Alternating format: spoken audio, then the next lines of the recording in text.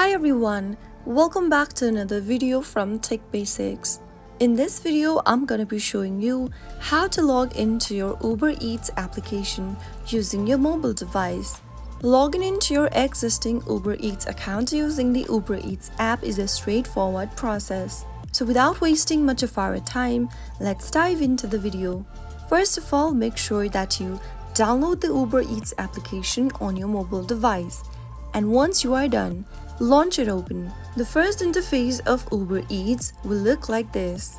Tap on the Continue button and then it'll take you to the login area. From the top of the screen, select your country from the drop-down, and once you choose the country, type in your phone number. Make sure that you provide the valid number and then tap on Continue.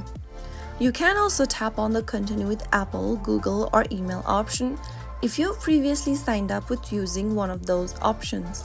On the next page, type in the 4 digits code that you received via SMS on your registered mobile number. Once you receive it, type it down in the text box.